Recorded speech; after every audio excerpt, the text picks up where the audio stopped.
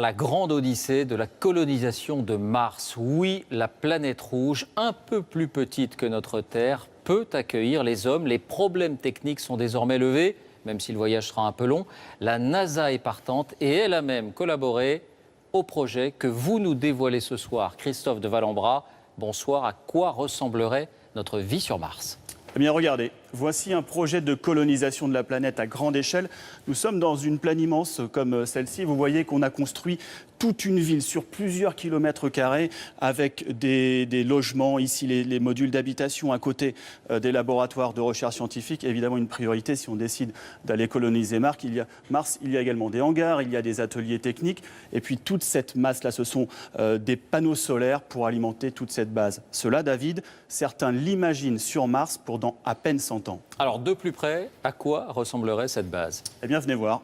Approchons-nous. Nous avons réalisé, par image de synthèse, la maquette de cette base. Eh bien, je vous invite à m'y suivre pour la visiter et voir comment on y vit.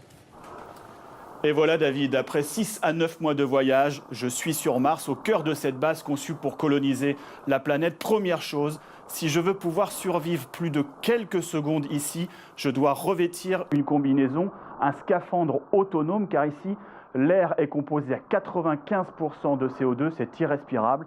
Et comme nous sommes beaucoup plus loin du Soleil que sur Terre, il fait en moyenne moins 65 degrés. Tout ici est adapté à ces conditions. Les petits robots d'exploration, les véhicules de transport, les modules de vie. D'ailleurs, je dois rentrer car même avec le scaphandre, les radiations stellaires sont dangereuses. Je dois passer le plus clair de mon temps à l'intérieur. Venez voir. En entrant ici, j'ai dû retirer ma combinaison dans ce sas de décontamination, car sur Mars, les poussières sont probablement nocives pour moi. Et me voici dans un espace de travail, avec derrière moi un laboratoire entièrement équipé pour toutes sortes de recherches que nous aurions à effectuer sur la planète. Et puis ici, un cabinet médical équipé des dernières technologies, mais surtout de caméras vidéo qui permettront des diagnostics médicaux à distance depuis la Terre. Il faut environ 45 minutes pour établir une liaison. Un peu plus loin, il y a les modules de vie. Venez voir. Pour tous mes déplacements au sein de la base, j'utilise tout un réseau de tunnels comme celui-ci gonflable qui m'isole de l'atmosphère martienne. Et voici la maison, l'espace de vie. Là aussi, l'espace est compté. Les couchettes, par exemple, sont spartiates. Seul un volet roulant assure un semblant d'intimité. Il y a des appareils de sport, car sur Mars, la gravité est 3 fois inférieure à celle de la Terre. Mon corps le ressent et j'ai besoin de faire des exercices pour me maintenir en forme. Bien sûr, il y a la cuisine. Simpliste sur Mars, je mange des pâtes de protéines reconstituées, des purées énergétiques apportées de Terre. En fait, il n'y a qu'un seul luxe ici, ce sont des légumes frais. Suivez-moi.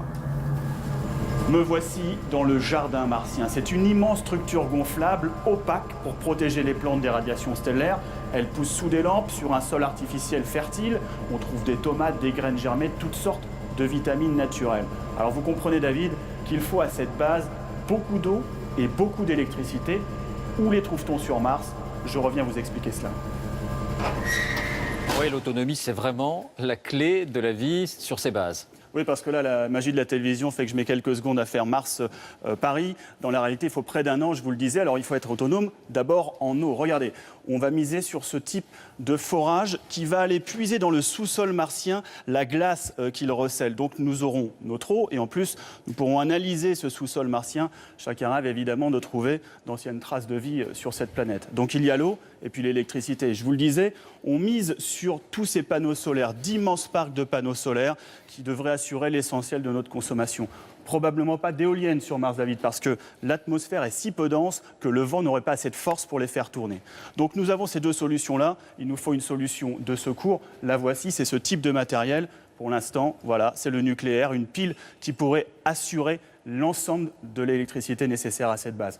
Donc voilà, David, comment nous pourrions vivre sur Mars si un jour nous décidons de coloniser la planète. Quel voyage! Merci Christophe et merci à Franck Parisi de notre service infographie.